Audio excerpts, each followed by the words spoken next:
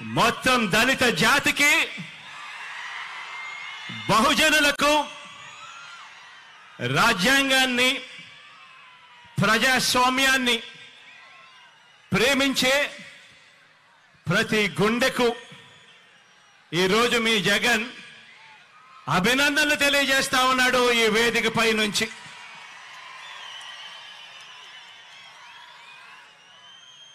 ఈ మహా విగ్రహం ఇది స్టాచ్యూ ఆఫ్ సోషల్ జస్టిస్, అంటే సామాజిక న్యాయ మహాశిల్పం. ఎప్పుడైనా కూడా ఇటువంటి విగ్రహాన్ని చూసినప్పుడు మామూలుగా అమెరికాలో స్టాచ్యూ ఆఫ్ లిబర్టీ అనే అమెరికాలో మనకు కనిపిస్తూ ఉంటుంది. ఆ స్టాచ్యూ ఆఫ్ లిబర్టీ అంటే అమెరికా అని చెప్పి దాన్ని విన్నాం, దాని గురించి మనం మాట్లాడతాం. కానీ ఇక మీదటి నుంచి స్టాచ్యూ ఆఫ్ సోషల్ జస్టిస్ అంటే ఇక నుంచి ఇండియాలో విజయవాడ అని చెప్పి ఇక మీదటి నుంచి మారుమోగుతుంది.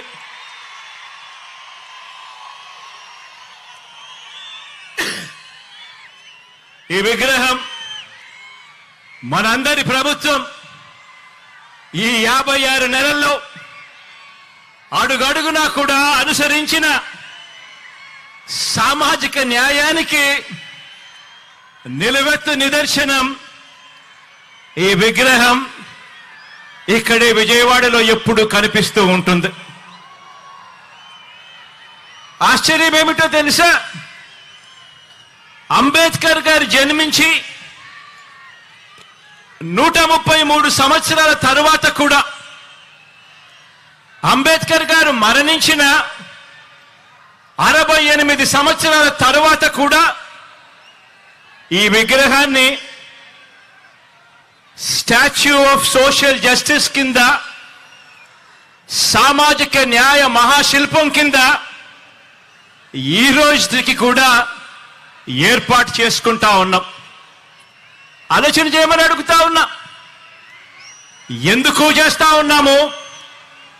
కారణం, ఈ విగ్రహం వేల సంవత్సరాల భారత సామాజిక చరిత్రను, వేల సంవత్సరాల భారత సామాజిక చరిత్రను, ఆర్థిక చరిత్రను, మహిళా చరిత్రను మార్చిన ఓ సంఘ సంస్కర్త, ఓ మరణం లేని మహనీయుడి విగ్రహం ఈ విజయవాడలో ఈరోజు ఆవిష్కారం అవుతా ఉంది.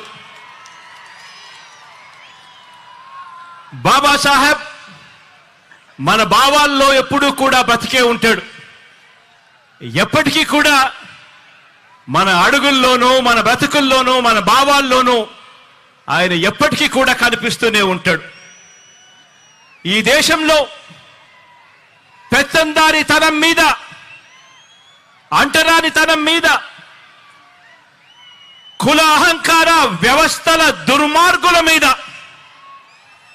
ఆ దుర్మార్గాల మీద, అక్క చెల్లెమ్మలపై వివక్ష మీద పోరాటాలకు నిరంతరం స్ఫూర్తి ఇస్తూనే ఉంటాడు ఆ మహామనిషి.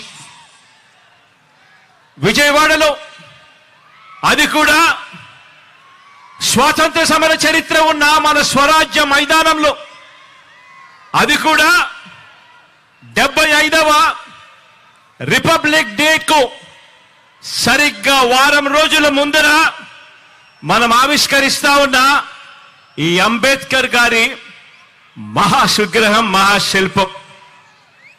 ఈ విగ్రహం కూడా నేను చెప్తా ఉన్నాను, ఈ విగ్రహం చూసినప్పుడల్లా కూడా ఈ విగ్రహం పేదల హక్కులకు,